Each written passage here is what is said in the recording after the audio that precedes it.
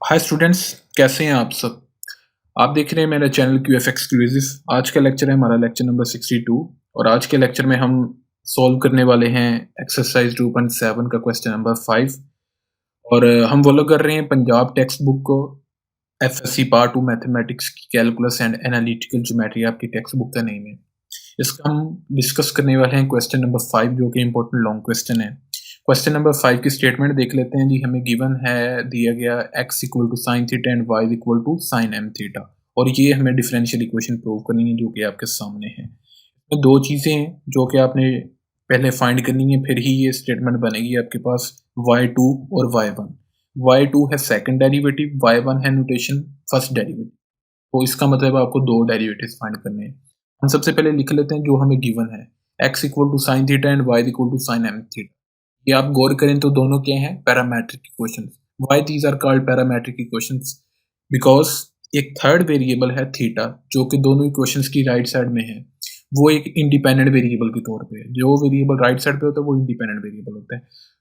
जब आपके पास एक third variable other than x और वाई इंडिपेंडेंट वेरिएबल हो तो वो इक्वेशंस कहलाती हैं पैरामीट्रिक इक्वेशंस। और पैरामीट्रिक इक्वेशंस का डेरिवेटिव हम चेन रूल के अकॉर्डिंग सॉल्व करते हैं। ये कोई कंपलसरी चीज नहीं है कि इसको चेन रूल के अकॉर्डिंग ही सॉल्व करना है। हम इसको शॉर्ट वे से भी कर सकते हैं और आज हम वही डिस्कस करने लगे हैं जो कि शॉर्ट तरीका है इसका। चेन रूल को डिस्कस नहीं करने लगे क्योंकि हमने क्वेश्चन एक लेंथी है जो कि हम अगर चेन रूल से सॉल्व करेंगे तो आपका क्वेश्चन काफ़ी ज़्यादा लेंथी हो जाएगा। हमने दो डेरिवेटिव्स पहले फाइंड करने हैं, फिर उसके बाद ये स्टेटमेंट भी बनानी है, ये स्टेटमेंट प्रूव करनी है।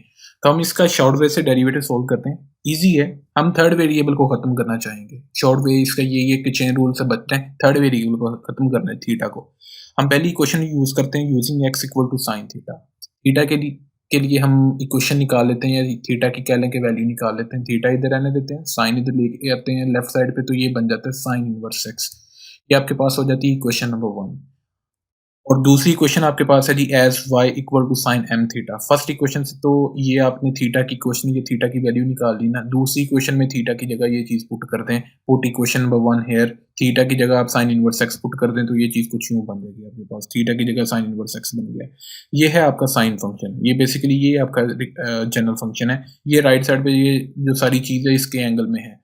तो इसका एंगल है एम भी, इसका एंगल है साइन इनवर्स एक्स भी इसका एंगल है। दोनों को मल्टीप्लाई करके आप बना दें y equal to sine m sine inverse x. आप इस चीज को याद रखिएगा क्योंकि ये आगे यूज होने वाली, मैं आपको पहले ही बता दूं, आप इसको नोट डाउन कर लीजिएगा। Y equal to sine into M sine inverse x. ठीक है, इससे हमने नेक्स्ट डेरिवेटिव सोल्व करना है। स्लाइड में मैंने लिखा है as y equal to sine m into sine inverse x बन चुका था। इसका हम लेंगे फर्स्ट डेरिवेटिव, दोनों साइड्स पे फर्स्ट डेरिवेटिव लेंगे। आपको पता है y का डेरिवेटिव लें x के हिसाब से तो वो dy वो dx बनता है। dy वो dx की एक दूसरी नोटेशन है, वो है y1। तो y का डेरिवेटिव लेकर आपके पास डायरेक्ट मैंने लिख दिया, क्या आ जाएगा y1। राइट साइड पे आप डेरिवेटिव ले लेंगे sine into M sine inverse x का डेरिवेटिव। तो ये आप नेक्स्ट डेरिवेटिव सोल्व करेंगे साइन का डेरिवेटिव। आपके पास फंक्शन है साइन, इसके राइट साइड में ये जो सारी चीज पड़ी है इसका एंगल है। मैंने आपको प्रीवियस लेक्चर में भी बताया था, जब भी आपने एक ट्रिग्नोमेट्रिक फंक्शन का डेरिवेटिव सोल्व करना होता है उसके एंगल पे नहीं जाना, आपने फंक्शन पे जाना है और फंक्शन की होल पार देखनी है। होल पार का काम इतना होगा, अगर तो होल पार होगी अदर देन 1, मगर इस केस में होल पार है आपकी फंक्शन की 1। अगर अदर देन 1 होगी तो आप पार रूल लगाएंगे पहले, फिर फंक्शन का डेरिवेटिव सोल्व करेंगे, फिर उसके बाद फंक्शन के एंगल का डेरिवेटिव सोल्व करेंगे। मगर इसमें दो चीजें ही करेंगे, पार रूल लगाने की जरूरत नहीं है क्योंकि होल पार कितनी 1 है। इसमें करेंगे फंक्शन का डेरिवेटिव पहले सोल्व करेंगे फिर एंगल का। जब आप फंक्शन का डेरिवेटिव सोल्व कर रहे हैं तो फिर फंक्शन पे ही रहिएगा, एंगल पे नहीं जाना। तो आपको पता है साइन फंक्शन का डेरिवेटिव होता है कोस। ठीक है, तो मैंने ये कुछ यूं लिखा, y1 इक्वल टू साइन का डेरिवेटिव कोस, उसके साथ जो यहाँ पे एंगल मौजूद है m साइन इनवर्स x, वही कोस के साथ लिखा गया है। फिर फंक्शन का डेरिवेटिव सोल्व करने के बाद एंगल का डेरिवेटिव दिया गया। एंगल था m साइन इनवर्स x, उसका डेरिवेटिव दिया गया। यहाँ पे जो m है वो एक कांस्टेंट नंबर है। आपको पता है जब भी एक कांस्टेंट नंबर फंक्शन से मल्टीप्लाई होता है वो कोफिशिएंट कहलाता है और कोफिशिएंट का डेरिवेटिव नहीं लिया जाता। तो बेसिकली आपको डेरिवेटिव चाहिए साइन इनवर्स x का। तो आपको फार्मूला याद होना चाहिए, साइन इनवर्स x का डेरिवेटिव होता है, आपको 6 के 6 फार्मूलास याद होना चाहिए। Derivative of inverse trigonometric function as well as derivative of inverse derivative of trigonometric function. Total 12 formulas बन गए आपके पास। तो आपको ये याद होने चाहिए, हर स्टूडेंट को आने चाहिए ये फार्मूलाज। साइन इनवर्स एक्स का डेरिवेटिव होता है 1/√1 माइनस एक्स के। मैंने इसका हिंट दिया है, नेक्स्ट स्टेप में मैंने इसका डेरिवेटिव प्रूव किया और ये m कोफिशिएंट था, ये साथ वैसे ही हुआ, मल्टीप्लाई हो रहा है। तो ये चीज़ जो इधर डिवाइड हो रही है √1 माइनस एक्स स्क्वायर, वो इधर आकर लेफ्ट साइड में हो जाएगी मल्टीप्लाई, ठीक है। तो ये चीज़ कुछ यूं बन जाएगी √1 माइनस एक्स स्क्वायर y1। ये जो m मल्टीप्लाई हो रहा है एज अ कोफिशिएंट, वो कोस के स्टार्ट में लिख दिया गया, m cos into m sine inverse x बन गया। अब आपने क्या करना है, अब आपने सेकंड डेरिवेटिव लेना है। आप सेकंड डेरिवेटिव ना लीजिएगा डायरेक्ट, उसकी रीज़न ये, आप जब सेकंड डेरिवेटिव लेंगे आपके पास काफ़ी ज़्यादा लेंथी सवाल हो जाएगा, क्योंकि आप इधर डेरिवेटिव लेंगे, यहाँ पे प्रोडक्ट रूल तो अलग लगेगा, एक चीज़ ये, उसके बाद इस चीज़ पे √1 माइनस एक्स स्क्वायर का डेरिवेटिव लेते हुए आपको पावर रूल भी लगाना पड़ेगा। राइट साइड पे आप देखें, आप पहले ही sine into M sine inverse x का डेरिवेटिव सोल्व करके आ चुके हैं, वो यहाँ तक पहुंचे आपके सामने है कि 3-4 स्टेप्स लगे उसको। आप फिर दोबारा cos into M sine inverse x का डेरिवेटिव सोल्व करेंगे, फर्क सिर्फ इतना पड़ा जी, अब साइन की जगह कोस बन गया। आप फिर दोबारा यहाँ पे डेरिवेटिव डायरेक्ट ले लेंगे शॉर्टकट को अप्लाई किए बगैर, तो आपके पास डेरिवेटिव लेंथी हो जाएगा, ठीक है। आप दोबारा यहाँ पे वही चीज़ फॉलो करेंगे जो कि आप sine into M sine inverse x के डेरिवेटिव करते हुए सोल्व करते हुए करके आए हैं, ठीक है। Cos into M sine inverse X में भी यही चीज़ करनी पड़ेगी आपको। तो हम यहाँ पे शॉर्टकट मेथड अप्लाई करेंगे, वो यही है। आप ये देखें √1 माइनस एक्स के, आप सिर्फ एक पॉइंट को याद रख लीजिएगा कि जो चीज़ आपने प्रूव करनी है आपने उसके अकॉर्डिंग करना है। प्रूफ में आपके पास है 1 माइनस एक्स स्क्वायर, यहाँ पे क्या है 1 माइनस एक्स स्क्वायर का अंडर रूट। आपको अंडर रूट नहीं चाहिए, आपको अंडर रूट खत्म करना है, तो आप दोनों साइड्स पे स्क्वायर ले लें। इससे कंफ्यूज ना होइएगा कि y2 है यहाँ पे y1 है। अभी हमने फर्स्ट डेरिवेटिव सोल्व किया, अभी y2 सोल्व करना है, ठीक है। तो ये y2 बन जाएगा। यहाँ पे हमने यहाँ पे प्रूफ के अकॉर्डिंग, प्रूफ में अंडर रूट नहीं है, जो स्टेटमेंट डिफरेंशियल इक्वेशन की बनानी है, डिफरेंशियल इक्वेशन में अंडर रूट नहीं है, यहाँ पे अंडर रूट है, तो अंडर रूट को खत्म करने के लिए दोनों साइड्स पे स्केयर ले लिया। हर वैल्यू का स्केयर अलग अलग लेंगे, y1 का स्केयर लेंगे, y1 स्केयर बन जाएगा। ये अंडर रूट वाली वैल्यू का स्केयर लेंगे तो अंडर रूट खत्म हो जाएगा। m का स्केयर लेंगे, m स्केयर बन जाएगा। और ये पूरा फंक्शन है, ये कोस इज बेसिकली फंक्शन।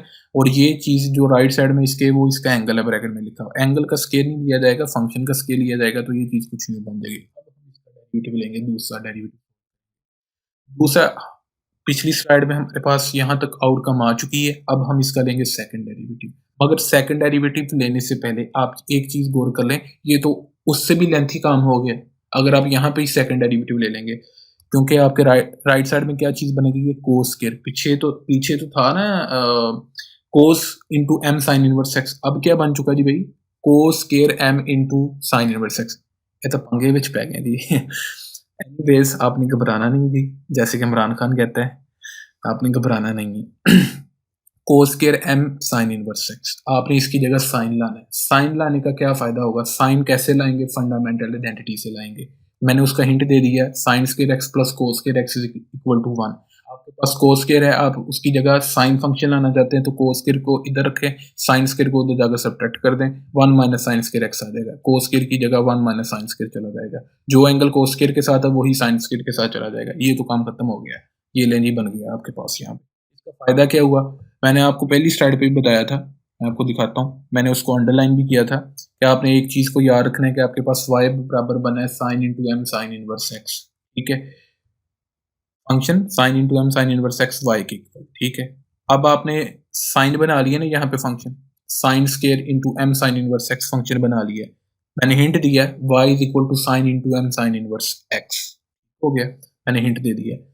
दोनों साइड पे स्केयर लूं तो वाई स्केयर बन जाएगा। इसका मतलब है जहां पे साइन स्केयर है उसकी जगह वाई स्केयर पुट हो जाएगा। अब वाई स्केयर पुट कर दिया, अब हमारे पास रास्ता जो आसान हो गया, जो दुश्वारी थी वो खत्म हो गई है। घबराना नहीं है भाई, ठीक है। अब घबराहट खत्म हो गई है, क्योंकि जो अब सेकंड डेरिवेटिव सोल्व करेंगे वो लेंथी नहीं होगा। उसमें कोई एंगल का डेरिवेटिव सोल्व नहीं करना पड़ेगा, उसमें कोई फंक्शन का डेरिवेटिव अलग से सोल्व नहीं करना पड़ेगा, सही है। वो बहुत ईजी शॉर्ट हो गया, ठीक है।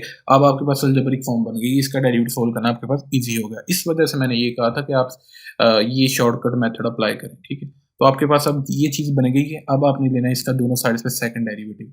दोनों साइड्स पे मैंने एक्स वेरिएबल के हिसाब से डेरिवेटिव ले लिया।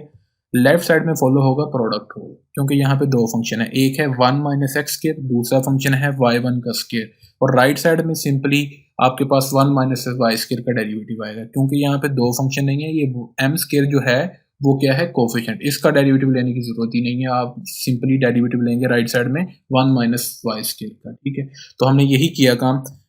यहाँ पे लगा प्रोडक्ट रूल, फर्स्ट फंक्शन छोड़ दिया, सेकंड फंक्शन लिख लिया गया। ठीक है, सेकंड फंक्शन का डेरिवेटिव ले लिया, पहला फंक्शन छोड़ दिया, दूसरे फंक्शन y1 के स्केयर का डेरिवेटिव ले लिया, प्लस अब y1 का स्केयर, दूसरा फंक्शन छोड़ दिया, पहले फंक्शन का डेरिवेटिव ले लिया, जो कि पहला फंक्शन था आपके पास 1 माइनस एक्स स्केयर, आपने उसका डेरिवेटिव ले लिया, हो गया 1 माइनस एक्स स्केयर का। तो राइट साइड में एम स्केयर, वैसे ही आपने डेरिवेटिव लिया जी 1 माइनस वाई स्केयर का, जो कि मैंने डायरेक्ट लिख दिया -2y1। ठीक है, ये कैसे आता है मैं आपको बताता हूँ। 1 का डेरिवेटिव तो आ गया सिंपली 0, वो लिखने की जरूरत ही नहीं है।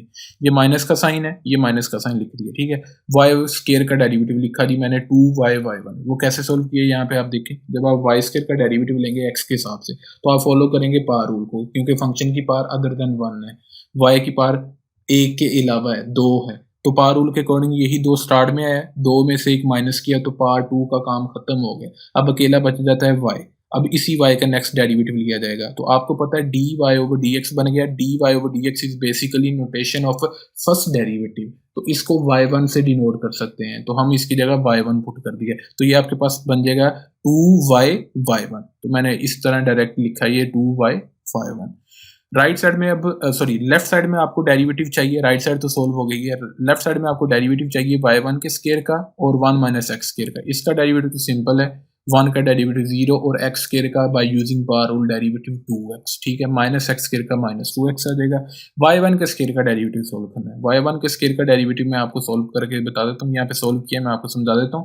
y1 का स्केयर का डेरिवेटिव लेना है, बेसिकली y1 क्या है, फर्स्ट डेरिवेटिव, मतलब फर्स्ट डेरिवेटिव का स्केयर है। पहले आपको फर्स्ट डेरिवेटिव के स्केयर को खत्म करना पड़ेगा, फिर आप फर्स्ट डेरिवेटिव का डेरिवेटिव ले सकेंगे। y1 के स्केयर का डेरिवेटिव लेना है, तो पहले आप इस 2 को खत्म करें, 2 को शुरू में लाए, y1 के 2 में से एक माइनस किया, मतलब पावर को शुरू में लाए और फंक्शन की पावर में से एक माइनस कर दिया। ठीक है, फिर इसके 2 का काम खत्म हो गया, अब अकेला बच जाता है y1। y1 का डेरिवेटिव लिया, y1 क्या है, फर्स्ट डेरिवेटिव, तो फर्स्ट डेरिवेटिव का डेरिवेटिव लें तो आपको पता है वो क्या आता है, सेकंड डेरिवेटिव। तो y1 का डेरिवेटिव लेकर क्या बन जाता है जी, y2 बन जाता है।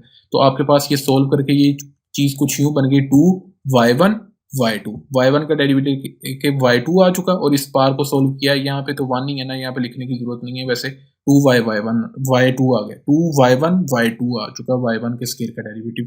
तो हम नेक्स्ट स्टेप में मैंने डायरेक्टली इसको लिख दिया 2y1 y2, और इसका डेरिवेटिव लिख लिया 0 माइनस 2x। बाकी सारी चीज वैसे ही है, उन राइट साइड में ये मल्टीप्लाई हो चुके थे। ये आगे देखें, प्लस इंटू माइनस माइनस हो जाएगा, यहाँ तक हमारे पास डेरिवेटिव सॉल्व हो चुका है। अब हमने स्टेटमेंट बनानी है जो कि हमें रिक्वायर्ड थी, डिफरेंशियल इक्वेशन बनानी थी। हमारे पास ये चीज सॉल्व हो चुकी है प्रीवियस स्लाइड में, यहाँ एंड पे ये चीज आई थी। अब आप ये देखें, हर टर्म में 2y1 सेम है, हर टर्म में आ रहा है 2y1, यहाँ पे भी 2y1 है, इसमें भी 2y1 है, इसमें भी 2y1 है। एक तो ये चीज़ है आप कॉमन निकाल लें फिर कैंसिलेशन करें। दूसरी ये चीज़ है जब आपके पास हर टर्म में कोई ना कोई वैल्यू सेम हो, तो आप उसी वैल्यू से दोनों साइड्स पे डिवाइड करें तो वो वैल्यू कैंसिल आउट हो जाएगी। ठीक है, divide by 2y1 on both sides, दोनों साइड्स पे आप 2y1 से डिवाइड करेंगे तो आपके पास क्या बच जाएगा, इधर से 2y1 कैंसिल हो जाएगा इसमें से, तो आपके पास बच जाएगा 1 minus x square y2 minus 2y1 इसमें से भी कैंसिल हो गया, यहाँ पे बच गया x, और y1 के स्क्वायर में से एक y1 बच गया, एक तो कैंसिल हो चुका था। और राइट साइड में क्या बच गया, 2 भी कैंसिल हो चुका, y1 भी कैंसिल हो चुका, बच गया जी माइनस एम स्क्वायर y। आप इसको उठाकर राइट साइड पे सॉरी राइट साइड से लेफ्ट साइड में ले आएंगे तो ये प्लस का हो जाएगा, माइनस का है ना, एम स्क्वायर y, तो राइट साइड में आ जाएगा जी प्लस एम स्क्वायर वाई। तो आपके पास यही स्टेटमेंट आपको रिक्वायर्ड थी, प्रूव करनी थी, डिफरेंशियल इक्वेशन बनानी थी, वो बन चुकी है। ये आपके पास क्वेश्चन नंबर 5 हो चुका है। नेक्स्ट क्वेश्चन है वो नेक्स्ट लेक्चर में सॉल्व करेंगे। ओके जी, तब तक के लिए खुदा।